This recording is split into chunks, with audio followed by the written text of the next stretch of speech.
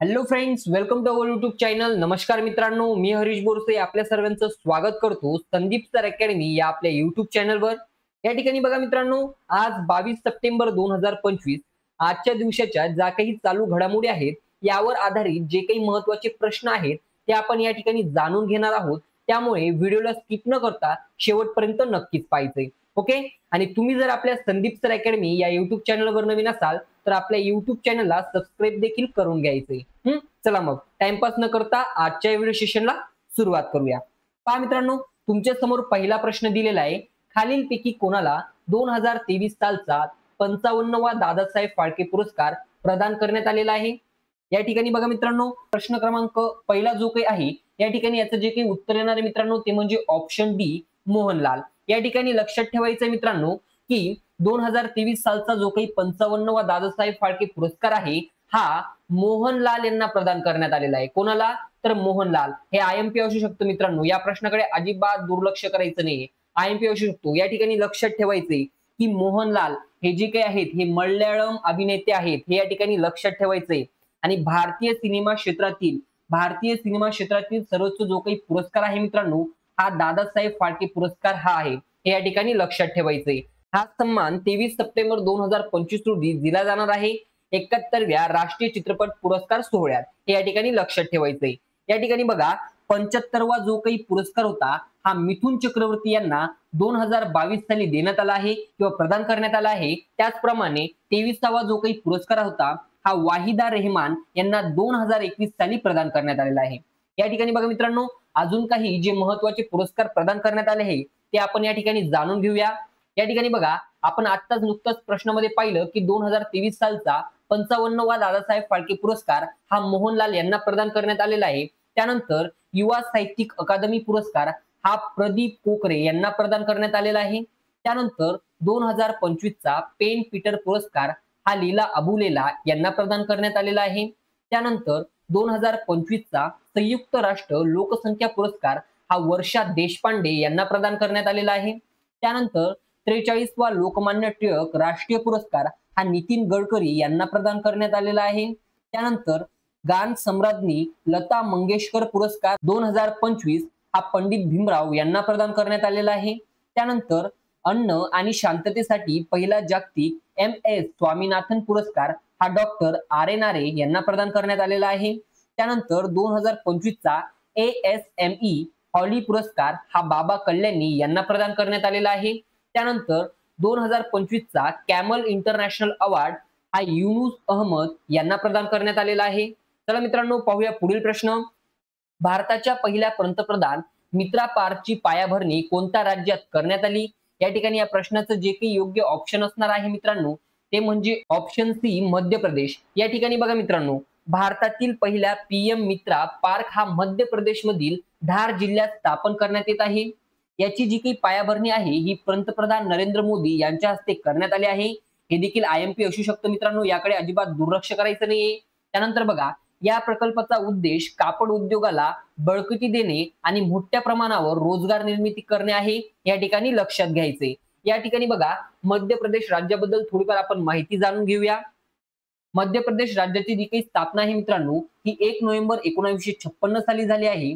तर या राज्याचे जे काही मुख्यमंत्री आहेत हे मोहन यादव हे आहेत. त्यानंतर याचे राज्यपाल जे काही आहेत हे मंगूबाई छगनबाई पटेल हे आहेत. त्यानंतर या राज्याची जी काही राजधानी आहे ती म्हणजे भोपाल. त्यानंतर मध्य प्रदेश राज्याचे काही राष्ट्रीय उद्यान पाहूया. पहिला आहे बंधवगड, कान्हा, पेंच, संजय, सातपुरा, पन्ना, वनविहार आणि कुनो. त्यानंतर मध्य प्रदेश या राज्यातील काही महत्वाची धरणे गांधीसागर, बनसागर, बारगी, बारणा. चला मित्रांनो, पाहूया पुढील प्रश्न. प्रश्न क्रमांक 3. दपन स्टोरीज ऑफ काश्मीर स्ट्रगल हे पुस्तक कोणी लिहिले आहे? तर या ठिकाणी जे काही या प्रश्नाचं योग्य उत्तर असणार आहे मित्रांनो ते म्हणजे ऑप्शन बी, इस्पिता चक्रवर्ती. या ठिकाणी बघा मित्रांनो, हे जे काही पुस्तक आहे याचं जे काही प्रकाशन आहे हे वर्ष मार्च 2025 मध्ये हे प्रकाशित करण्यात आलेले मित्रांनो. आणि दपन या ठिकाणी बघा, दपन हे जे काही पुस्तक आहे तर या पुस्तकांची पानांची म्हणजे पृष्ठांची जी काही एकूण संख्या आहे ती 344 इतकी आहे मित्रांनो. हे देखील या ठिकाणी लक्षात ठेवायचे आहे. इस्पिता चक्रवर्ती एक प्रतिष्ठित पत्रकार आहेत जिने खूप वर्षापासून काश्मीर आणि भारताच्या उत्तर पूर्व भागातील संघर्ष, राजकारण विषयांवर काम केले आहे. हे देखील या ठिकाणी लक्षात ठेवायचंय मित्रांनो. बघा या ठिकाणी जे काही दपन हे जे काही पुस्तक आहे मित्रांनो, या ठिकाणी याचं कव्हरिंग पेज मी तुम्हाला दाखवलेलं आहे. हे या प्रकारे आहे मित्रांनो. आणि या ठिकाणी अजून काही जे काही पुस्तक आहेत मित्रांनो, ते या ठिकाणी आपण जाणून घेऊया. यावर देखील आपण रिव्हिजन मारून घेऊया मित्रांनो. The weight loss revolution, weight loss drugs and how to use them, doctor Amrish Mittal आणि शिवम वीज यांनी हे पुस्तक लिहिलेलं आहे मित्रांनो. त्यानंतर gun down, murder of an Olympic champions हे जे काही पुस्तक आहे मित्रांनो, हे संदीप मिश्रा यांनी लिहिलेलं आहे. त्यानंतर वाय द कॉन्स्टिट्यूशन मॅटर्स हे पुस्तक न्यायमूर्ती धनंजय यशवंत चंद्रचूड यांनी लिहिलेलं आहे मित्रांनो.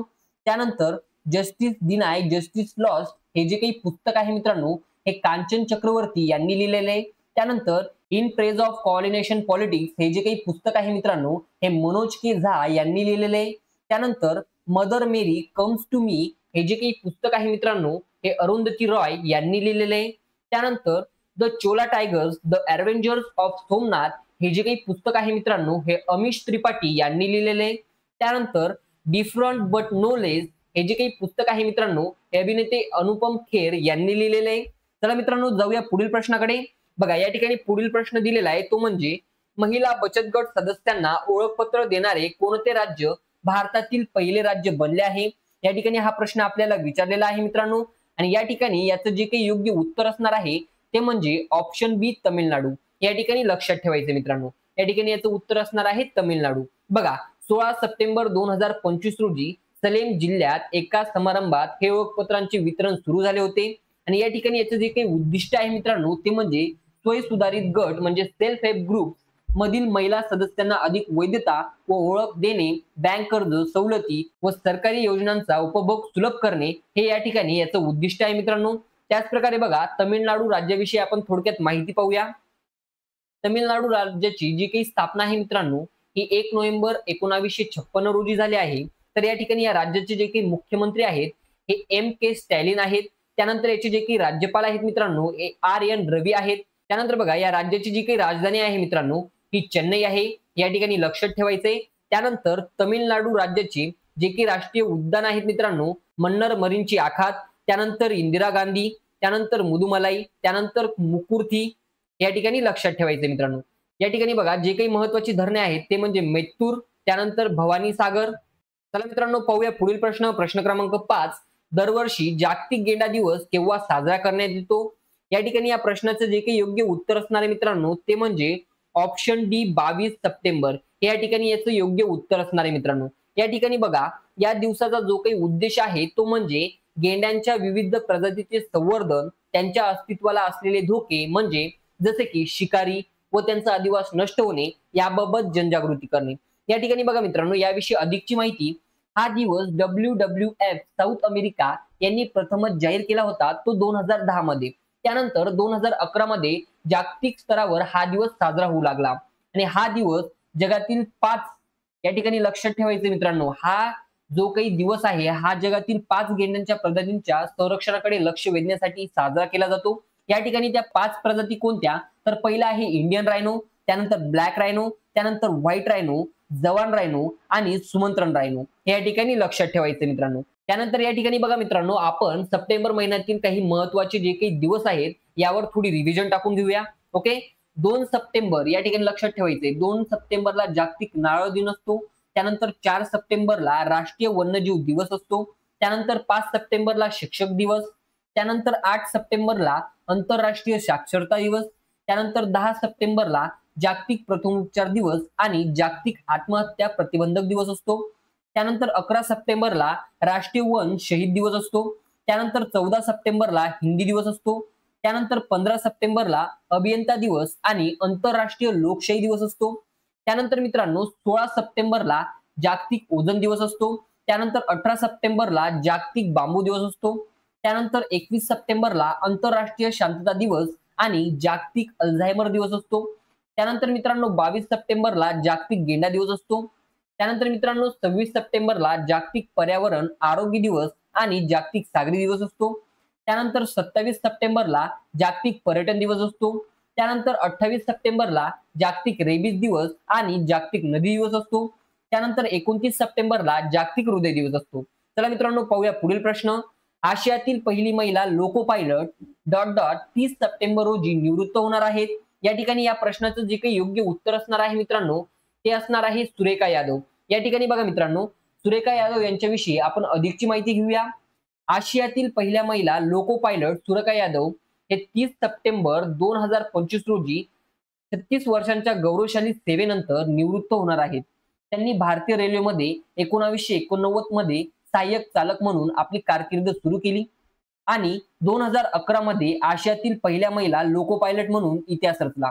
त्यांच्या कारकिर्दीत त्यांनी मालगाड्या, उपनगरीय लोकल, मेल आणि एक्सप्रेस गाड्यांसह वंदे भारत एक्सप्रेस सारख्या प्रगत गाड्यांचे संचालन केले आहे. त्यांच्या या कार्यामुळे त्यांनी महिलांसाठी रेल्वे क्षेत्रात एक आदर्श निर्माण केला आहे. त्यानंतर मित्रांनो अजून आपण काही क्षेत्रांमध्ये प्रथम कार्यरत असणाऱ्या महिला ज्या काही आहेत यावर रिव्हिजन टाकूया. ओके, या ठिकाणी बघा सर्वात आधी घोडेस्वारीत अर्जुन पुरस्कार मिळवणारी पहिली भारतीय महिला आहे दिव्यकृती सिंग. त्यानंतर जागतिक टेबल टेनिस विजेतेपद पटकावणारी पहिली भारतीय महिला आहे श्रीजा अकुला. त्यानंतर भारतीय सैन्यात सुभेदार पदावर असणारी पहिली महिला आहे प्रीती रजक. त्यानंतर दक्षिण रेल्वेची पहिली ट्रान्सवुमन प्रवासी तिकीट परीक्षक सिंधू गणपती ही आहेत. त्यानंतर बीएसएफ दलाची पहिली महिला स्निपर सुमन कुमारी ही आहेत. त्यानंतर अलीगड मुस्लिम विद्यापीठ पहिल्या महिला कुलगुरू या नईमा खातून या आहेत. त्यानंतर भारतीय नौदलाची पहिली महिला हेलिकॉप्टर पायलट अनामिका बी राजीव या आहेत. त्यानंतर आशियातील पहिली महिला लोको पायलट सुरेखा यादव हे आपण आत्ताच्या प्रश्नामध्ये पाहिलं आहे. चला मित्रांनो पाहूया पुढील प्रश्न. स्मृती मानधनाने टोटल किती चेंडूत वन डे मध्ये भारताकडून सर्वात वेगवान शतक केले आहे? या ठिकाणी याचं जे काही उत्तर येणार आहे मित्रांनो ते म्हणजे ऑप्शन बी 50. या ठिकाणी बघा मित्रांनो ठिकाण जे काही होतं ते होतं अरुण जेटली स्टेडियम नवी दिल्ली. या ठिकाणी बघा मित्रांनो लक्षात ठेवायचे जे काही ठिकाण होतं ते होतं अरुण जेटली स्टेडियम नवी दिल्ली. हा प्रश्न देखील आयएमपी असू शकतो मित्रांनो. आणि या ठिकाणी भारताविरुद्ध जो काही संघ होता तो म्हणजे ऑस्ट्रेलिया. या ठिकाणी बघा स्मृतीने 50 चेंडूत 100 धावा केल्या, त्यामध्ये 14 चौकार होते तर 4 काय होते षटकार होते. आणि स्मृतीने 23 चेंडूत 50 धावा करून भारतीय महिलांच्या वन डेत सर्वात वेगवान अर्धशतक केले आहे. या ठिकाणी लक्षात घ्यायचे. आणि वर्तमान भारतीय संघाचे जे काही कर्णधार आहेत हे हरमनप्रीत कौर हे आहेत, हे या ठिकाणी लक्षात ठेवायचे.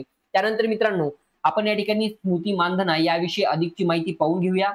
स्मृती मानधनाने 22 सप्टेंबर 2025 रोजी दिल्लीतील अरुण जेटली स्टेडियमवर ऑस्ट्रेलिया विरुद्ध खेळल्या गेलेल्या तिसऱ्या वन डे मध्ये केवळ 50 चेंडूत षटक ठोकून भारतीय क्रिकेट इतिहासात एक नवीन विक्रम प्रस्थापित केलेला आहे.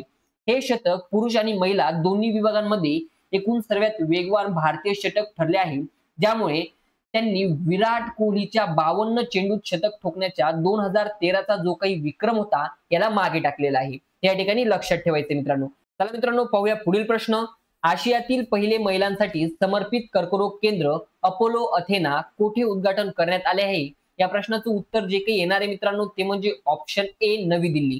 या ठिकाणी बघा मित्रांनो आशियातील पहिले महिलांसाठी समर्पित कर्करोग केंद्र अपोलो अथेना हे 16 सप्टेंबर 2025 रोजी दिल्लीतील डिफेन्स कॉलनी येथे उद्घाटन करण्यात आले आहे. अपोलो अथेना हे केंद्र महिलांच्या आरोग्य सेवेत एक महत्त्वाचा टप्पा मानले जात आहे, ज्यामुळे महिलांना कर्करोग उपचारामध्ये अधिक सुसज्ज आणि समर्पित सेवा मिळू शकतील. या ठिकाणी लक्षात घ्यायचे मित्रांनो अजून ज्या काही गोष्टी आहेत ज्या प्रथम गोष्टी भारतातील आहेत या ठिकाणी यावर आपण थोडी रिव्हिजन टाकूया. बघा भारतातील पहिली हायड्रोजनवर चालणारी ट्रेन कोणत्या मार्गावर चालते? जिंद सोनीपत हे या ठिकाणी लक्षात ठेवायचे. त्यानंतर भारतातील पहिले महिला आधारित फूड हब मुंबई येथे आहे. त्यानंतर भारतातील पहिला शहरी सार्वजनिक वाहतूक रोपवेची चाचणी ही वाराणसी येथे झाली. त्यानंतर भारतातील पहिल्या स्वदेशी बनावटीच्या चिपचे नाव विक्रम असे होते. त्यानंतर भारतातील पहिले गिधाड संवर्धन पोर्टल हे आसाम मध्ये आहे. त्यानंतर ज्येष्ठ नागरिकांसाठी आयोग स्थापन करणारे पहिले राज्य हे केरळ आहे. भारतातील पहिले गिधाड नॉलेज पोर्टल हे आसाम मध्ये आहे. जगातील पहिले डिजिटल आदिवासी विद्यापीठ हे आदि संस्कृती येथे आहे. आणि त्यानंतर आशियातील पहिले महिलांसाठी समर्पित कर्करोग केंद्र अपोलो अथेना हे नवी दिल्ली येथे आहे. हे आपण आताच्या प्रश्नामध्ये पाहिलेलं आहे. चला मित्रांनो पाहूया पुढील प्रश्न. कोणत्या आंतरराष्ट्रीय संस्थेने भारताच्या UPI ला डिजिटल पेमेंटसाठी जागतिक मॉडेल म्हणून नाव दिले आहे? तर या ठिकाणी या प्रश्नाचं जे काही योग्य उत्तर असणार आहे मित्रांनो ते म्हणजे ऑप्शन डी आंतरराष्ट्रीय नाणेनिधी. हे या ठिकाणी लक्षात ठेवायचंय। या ठिकाणी बघा मित्रांनो, भारताचा युनिफाईड पेमेंट इंटरफेस म्हणजेच काय तर यूपीआय दरमहा 20 अब्जपेक्षा किती दरमहा 20 अब्जपेक्षा जास्त व्यवहार हाताळतो। त्यामुळे यूपीआय ही जगातील सर्वात मोठी रिटेल इन्स्टंट पेमेंट सिस्टीम बनली आहे आणि डिजिटल पेमेंट मध्ये क्रांती घडवून आणण्यासाठी IMF सह जागतिक स्तरावर मान्यता मिळवत आहे। या ठिकाणी बघा मित्रांनो, अजून IMF म्हणजे इंटरनॅशनल मॉनिटरी फंड म्हणजेच आंतरराष्ट्रीय नाणेनिधी, याबद्दल आपण थोडी अधिकची माहिती पाहूया मित्रांनो। या ठिकाणी बघा, याची जी काही निर्मिती आहे मित्रांनो, ही 1944 मध्ये ब्रिटन वुड्स कॉन्फरन्स मध्ये दुसऱ्या महायुद्धानंतर जागतिक आर्थिक स्थिरता साधण्यासाठी 27 डिसेंबर 1945 रोजी करण्यात आली। व्यवस्थापक व संचालक या ठिकाणी जे काही आहेत मित्रांनो, हे क्रिस्टेलिना जॉर्जिएवा हे आहेत। त्यानंतर मुख्य अर्थतज्ञ जे काही आहेत मित्रांनो, ही पिएरे ऑलिव्हियर हे आहेत। त्यानंतर याचे जे काही मुख्यालय आहे मित्रांनो, हे वॉशिंग्टन मधील DCUS येथे आहे। त्यानंतर संस्थेचे जे काही उद्दिष्ट आहे मित्रांनो, हे जागतिक आर्थिक स्थिरता राखणे तसेच सदस्य देशांना चलनवाढ, संतुलित व्यापार, आर्थिक संकटांवर मात करण्यासाठी आर्थिक मदत पुरवणे हे आहे मित्रांनो। त्यानंतर यामध्ये जे काही सदस्य देश आहेत मित्रांनो, हे 190 पेक्षा जास्त आहेत, हे देखील या ठिकाणी तुम्ही लक्षात ठेवायचे मित्रांनो। ओके, किती 190 पेक्षा जास्त। चला मित्रांनो, पाहूया पुढील प्रश्न। कोणत्या भारतीय राज्याने बेरोजगार पदवीधरांसाठी 1000 मासिक भत्ता जाहीर केला आहे? तर या ठिकाणी याचं जे काही योग्य उत्तर असणार आहे मित्रांनो, हे म्हणजे ऑप्शन सी बिहार। या ठिकाणी बघा मित्रांनो, मुख्यमंत्री नितीश कुमार यांनी 18 सप्टेंबर 2025 रोजी या योजनेची घोषणा केली आहे। हा प्रश्न देखील तुम्हाला IMP असू शकतो मित्रांनो, याकडे अजिबात दुर्लक्ष करायचं नाहीये। या योजनेला मुख्यमंत्री निश्चित सोय सहायता भत्ता योजना असे नाव देण्यात आले आहे। ही योजना विधानसभा निवडणुकीपूर्वी तरुणांना आणि पहिल्यांदाच मतदारांना लक्ष्य करते। हा भत्ता 2 वर्षापर्यंत दिला जाणार आहे, हे या ठिकाणी लक्षात ठेवायचे मित्रांनो। हा भत्ता फक्त 2 वर्षापर्यंतच दिला जाणार आहे। त्यानंतर बिहार राज्याची थोडक्यात आपण माहिती पाहूया। बिहार राज्याची जी काही स्थापना आहे मित्रांनो, ही 22 मार्च 1912 मध्ये झालेली। या ठिकाणी याचे जे काही मुख्यमंत्री आहेत ते आहेत नितीश कुमार। त्यानंतर या ठिकाणी याचे जे काही राज्यपाल आहेत ते आहेत आरिफ मोहम्मद खान। त्यानंतर याची जी काही राजधानी आहे ती म्हणजे पटना। या ठिकाणी जे काही महत्त्वाचे राष्ट्रीय उद्यान आहेत ते म्हणजे वाल्मिकी, राजगीर, कानवर। त्यानंतर महत्त्वाची जी काही धरण आहेत ती म्हणजे इंदापुरी। ओके, चला जाऊया पुढच्या प्रश्नाकडे। या ठिकाणी बघा, पुढचा प्रश्न दिलेला आहे, मुझफ्फरची मरियम फातिमा ही बिहार मधील कोणती पदवी जिंकणारी पहिली महिला ठरली आहे? तर या ठिकाणी याचं जे काही उत्तर येणार आहे मित्रांनो, ते म्हणजे ऑप्शन बी महिला फाईड मास्टर। या ठिकाणी बघा मित्रांनो, मुझफ्फरपूर येथील मरियम फातिमा ही बिहार मधील पहिली महिला ठरली आहे जिने राज्यस्तरीय कुस्ती स्पर्धेत सुवर्ण पदक पटकावले आहे। या ठिकाणी लक्षात ठेवायचे मित्रांनो। चला जाऊया पुढच्या प्रश्नाकडे। तमिळनाडूच्या अंबुकरंगल कार्यक्रमाअंतर्गत लाभार्थी मुलांना दरमहा किती मदत दिली जाणार आहे, या ठिकाणी आपल्याला सांगायचं मित्रांनो। तर या ठिकाणी याचं जे काही योग्य उत्तर असणार आहे ते म्हणजे ऑप्शन ए 2000 रुपये। या ठिकाणी बघा मित्रांनो, हा जो काही कार्यक्रम आहे मित्रांनो, हा 18 वर्षापर्यंतच्या अनाथ मुलांना किंवा एका पालकाला गमावलेल्या मुलांना शिक्षणासाठी आर्थिक मदत पुरवतो। गरिबीत जगणाऱ्या लोकांना ओळखणे आणि त्यांच्या उपजीविकेला आधार देणे हे या ठिकाणी याचं उद्दिष्ट आहे। पहा मित्रांनो, आजच्या जे काही आपले चालू घडामोडीचे जे काही प्रश्न होते या ठिकाणी संपलेले आहेत। तुम्हाला आपला हा व्हिडिओ कसा वाटला कमेंट्स करून नक्कीच सांगायचे आणि व्हिडिओ आवडल्यास लाईक, शेअर, सबस्क्राईब करायला विसरू नका। चला तर मग मित्रांनो, भेटूया उद्याच्या व्हिडिओमध्ये नवीन प्रश्नांसोबत। Thanks for watching this video friends.